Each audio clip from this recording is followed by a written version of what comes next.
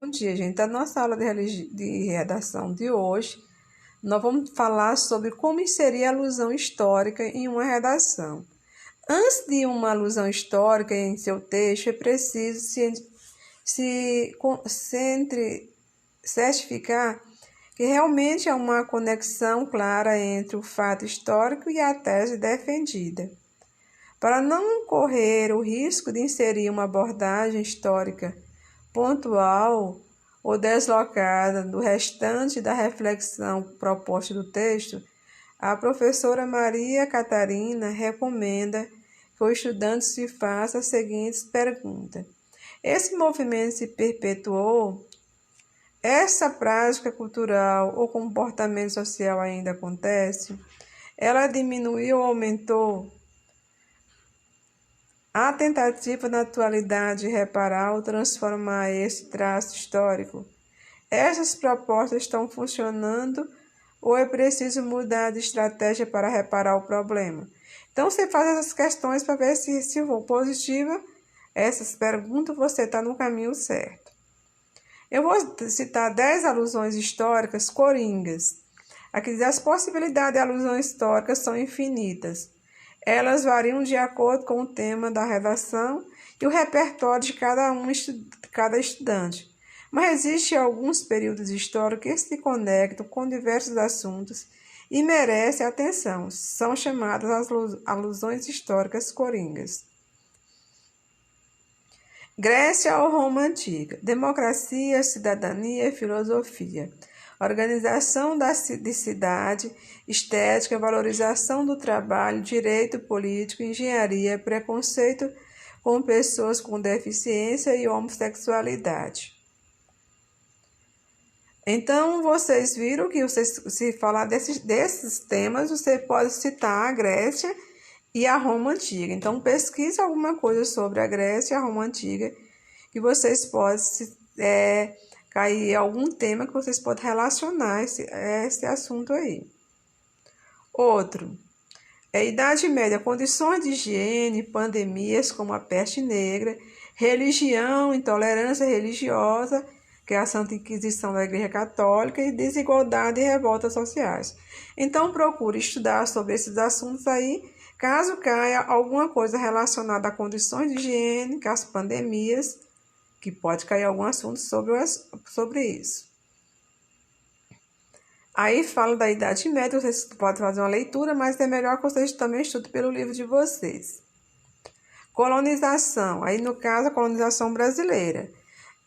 Quando falar de religião, de imperialismo, de genocídio, porque houve os genocídios indígenas na época da colonização, disseminação de doenças, violência, diferenças culturais, preconceito racial, desigualdade social e escravidão.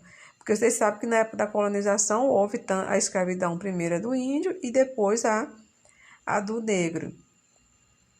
Aí diz, entre os anos de 1530 a 1822, o Brasil existiu efetivamente como colônia de Portugal. Esse processo de colonização da América Portuguesa teve início com o envio da primeira expedição colonizadora, liderada por Martim Afonso de Souza, onde ficou sendo o primeiro governador, a primeira capital do Brasil, você sabe que foi Salvador, e vocês podem relacionar alguns temas que falem de genocídio dos índios, ou disseminação de doenças, porque os índios, muitas doenças não existiam aqui no Brasil e eles foram trazidos pelos colonizadores. Brasil Império, modernização da cidade, desenvolvimento econômico, científico e cultural, desenvolvimento da imprensa, início das favelas, surgimento das universidades e inclusão de pessoas com deficiência na educação.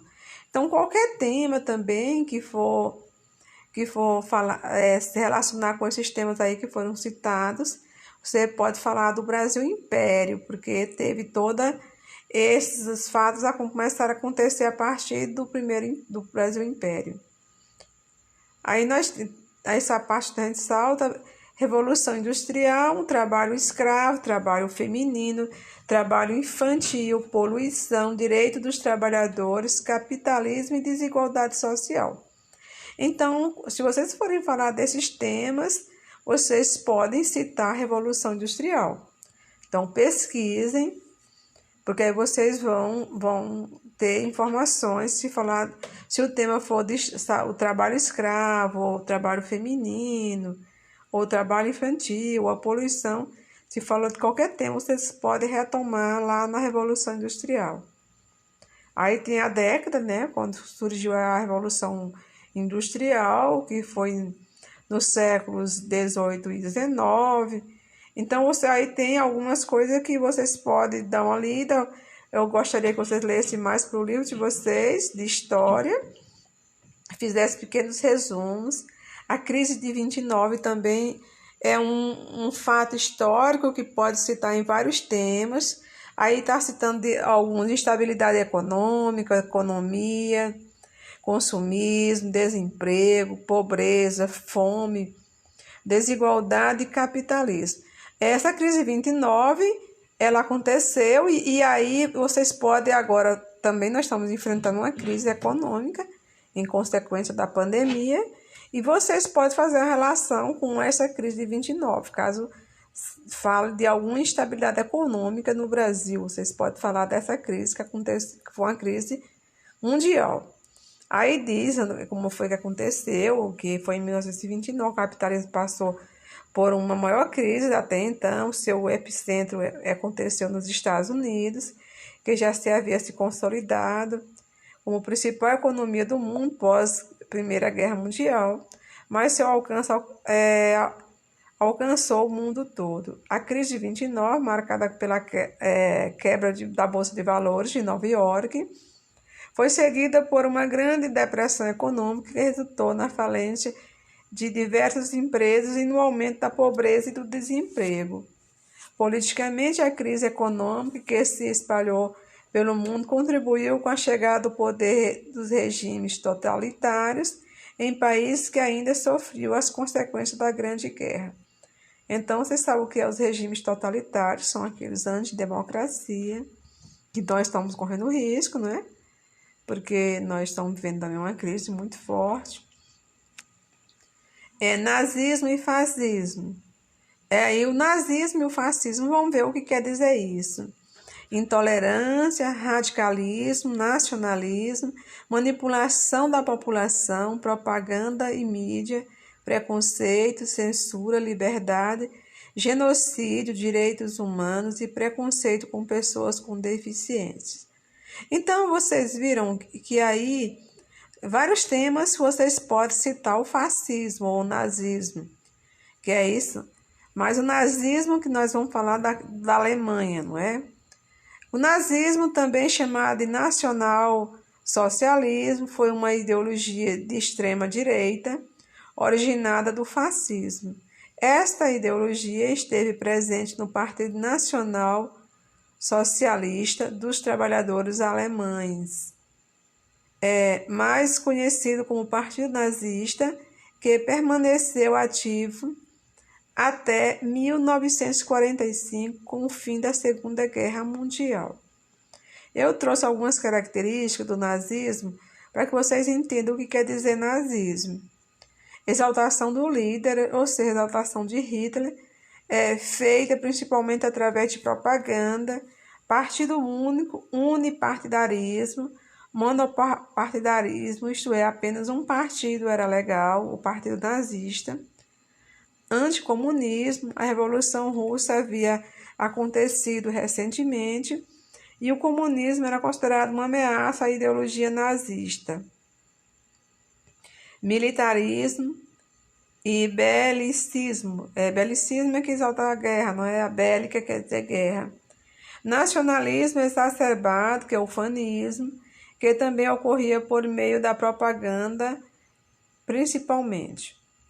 Superioridade racial, Hitler acreditava na existência de uma raça superior e a raça ariana, utilizava explicações pseudocientíficas para justificar esse racismo, como o darwinismo social. Alguém já ouviu falar da teoria de Darwin, quando ele diz que o homem era os mais fortes sobrepõem os mais fracos e assim sucessivamente. Teoria do espaço vital, Lebensraum, segundo o qual os alemães necessitavam de um grande território para sobreviver, e ódio aos judeus, que é o antissemitismo. Hitler manipulou as massas para que os judeus fossem os bodes expiatórios para todas as dificuldades que a Alemanha passava. Agora nós vamos falar da Segunda Guerra Mundial, que também é um outro fato histórico que pode se citar em vários temas, como trabalho feminino, violência, desenvolvimento tecnológico, industrial e científico e desenvolvimento da medicina. Então, vocês estudam um pouco sobre a Segunda Guerra Mundial, porque teve esses fatos que surgiram, o trabalho infantil ou feminino, a violência, desenvolvimento tecnológico, aconteceu no período da Segunda Guerra Mundial. Em 1939 tem início a Segunda Guerra Mundial e o maior conflito militar da história, até seu término em 1945, fez uma grande quantidade de vítimas e deixou um legado de atrocidade até então inéditos. A Era Vargas, isso aqui no Brasil. Se vocês forem falar também de desenvolvimento industrial, direitos dos trabalhadores, mídia e propaganda, censura, ditadura e liberdade. Se você for falar desses temas, que pode cair, eu estava pensando que pode cair um tema falando sobre o trabalho do jovem, o jovem no mercado de trabalho, a dificuldade do jovem ser inserido no mercado de trabalho.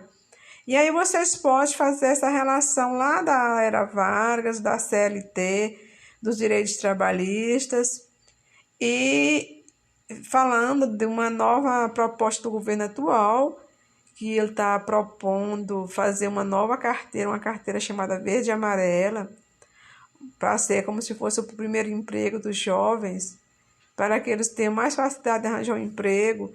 Então, vocês dão uma estudada tanto nessa Era Vargas como atual, da proposta do governo atual, que está propondo facilitar o primeiro trabalho dos jovens. Era Vargas foi um período entre os anos de 1930 e 1945, onde Getúlio Vargas permaneceu ininterruptamente no poder como presidente da República no Brasil. Foi marcado por intensas transformações no âmbito político, econômico, social e cultural. Neste momento, no século XX, houve o fortalecimento das indústrias, a criação das leis trabalhistas, o investimento da construção de uma identidade nacional mestiça, entre outras mudanças fundamentais na história do Brasil. E a última é a ditadura militar no Brasil. Se fosse falar de violência, repressão, democracia, censura, liberdade de expressão, manipulação da mídia, perseguição política, movimentos sociais e direitos humanos. Se você falar de qualquer tema da redação, que eu já até coloquei a redação sobre a importância da democracia no Brasil, aí você pode falar da ditadura, relatar a ditadura, porque a ditadura é antidemocracia. E aí, na ditadura tem tudo isso, a violência, a repressão, a censura, que quando o jornal, os músicos, os artistas não podem apresentar qualquer coisa. Tem que ter alguém que vai verificar se pode aquele ser divulgado ou não. Tem que ter uma censura. As notícias, as informações têm que ser tudo censuradas. Em países totalitários, que tem a política totalitária, existe isso. O Brasil não tem, porque o Brasil é um país democrático. Aí diz a ditadura militar no Brasil aconteceu entre os anos de 1964 e terminou em 1985. Foi marcado por seu caráter autoritário. O golpe teve início em 31 de março de 64, quando o presidente João Goulart foi retirado do poder, acusado de comunista. Durante o período militar, houve a utilização de atos institucionais, normas e decretos estabelecidos com o intuito de impor decisões para garantir a permanência dos militares no poder. Ao total foram 17 atos, porém o mais conhecido foi o AI-5, que é aquele maior ditador que tem sobre a questão da censura muito forte, que aconteceu no ano de 1969. Vocês dão uma estudada sobre isso, que é importante. E cuidados ao usar alusões coringas. É preciso tomar cuidado com o uso das alusões coringas. Pode haver uma conexão falha entre a alusão histórica e o ponto central de sua argumentação, prejudicando a nota na redação. Então, você tem que saber quando é que você vai colocar e se realmente dá certo. Dá certo você fazer uma alusão, quer dizer, uma comparação entre o seu tema, a sua tese que você está defendendo, os seus argumentos com esses fatos históricos que foram citados.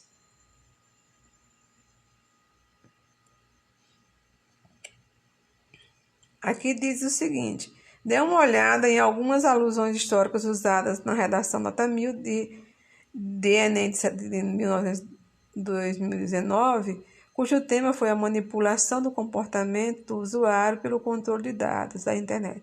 Gente, eles chamam Enem de 2019, mas é porque eles chamam como se fosse as vagas da universidade, mas esse Enem aconteceu em 2018. Aqui nós temos a Luísa Souza Lima Leite, e ela fez uma alusão histórica. Olha, veja só, quando ela colocou assim: a revolução técnico-científica e informacional, iniciada na segunda metade do século XX, inaugurou inúmeros avanços no setor de informática e telecomunicações. Olha, ela colocou uma alusão aí que nós não tínhamos sido falada, não é? Essa revolução técnico-científica e informacional. E ela aconteceu na segunda metade do século XX. Embora esse movimento de modernização tecnológica tenha sido fundamental para democratizar o acesso a ferramentas digitais e a participação das redes sociais, tal processo foi acompanhado pela invasão da privacidade de usuários em virtude do controle de dados efetuados por empresas de tecnologia. Então, você viu que ela colocou um fato importante, mas aí quando ela usou embora, aí a gente chama concessiva, quando você coloca embora, você vai discordar de algumas coisas. No caso, ela colocou o ponto positivo, que foi a modernização tecnológica tenha sido fundamental para democratizar o acesso. Isso é positivo, mas aí ela pôs negativo quando ela diz assim, pela invasão da privacidade dos usuários, então, em virtude do controle de dados. Que aí ela atendeu o tema e, ao mesmo tempo, ela pôs aí um ponto negativo, foi quando ela falou que há invasão da privacidade dos usuários. E agora nós vamos ver a redação de Natália Cristina Patrício da Silva. A utilização dos meios de comunicação para manipular comportamentos não é recente no Brasil. Ainda em 1937, Getúlio Vargas apropriou-se da divulgação de uma falsa ameaça comunista para legitimar a implantação de um governo ditatorial. Olha aí, saiu Getúlio Vargas, né? Então, ele queria um governo ditador, e então ele dizia que o comunismo ia atacar o Brasil, porque esse negócio aí, a coisa do comunismo, você viu que aconteceu lá na Alemanha, o medo do comunismo, e ele se espalhou. Então, no Brasil também entrou a mesma ideia. Entretanto, os atuais mecanismos de controle de dados proporcionados pela internet revolucionaram de maneira negativa essa prática, uma vez que conferiram aos usuários uma sensação ilusória de acesso à informação, prejudicando a construção da autonomia intelectual e, por isso, demanda intervenções. Então, você viu a redação da Natália? Ela fez uma alusão histórica a Getúlio Vargas, do governo de Getúlio Vargas, quando ele quis, ele usou propagandas enganosas, que a gente chama de fake news, não é? Falando da ameaça comunista para legitimar um governo ditatorial. E como também o que aconteceu também lá em 64, quando tiraram aquele governo do poder, usando esse discurso comunista, que até hoje a gente ainda escuta pessoas falando dele. Não tem condição o Brasil, eu acredito que o Brasil nunca vai ser comunista, hoje em dia não é aceitável, é um país grande, a população não quer isso, mas tem gente que, uma forma de manipular as pessoas, ficam fazendo esse medo, tipo a história do bicho-papão. Então, às vezes tem alguns políticos que usam esses recursos para manipular o povo. Então é isso, gente. Nós terminamos a nossa redação, nossa aula de hoje. Eu não vou pedir nada que vocês não vai ter atividade, só que eu gostaria que vocês anotassem o nome das alusões históricas, as 10, só o nome mesmo. Vocês anotem e depois vocês vão fazer um resumo sobre eles. Mas não é para mim, não, é para vocês. Eu não vou pedir, não. Vocês fazem, que é uma forma de estudar. Porque muitas vezes tem alunos que dizem que não sabe como é que estuda para o Enem, então estuda para o Enem dessa forma. Se você pega esses 10 temas que eu terminei de dar para vocês, faça pequenos resumos, pegando os pontos mais importantes para vocês aprenderem, vai servir para vocês e vai servir também lá para a prova de história. Então é isso, gente. Tenham todos um bom dia e bons estudos e acredite que vai dar certo.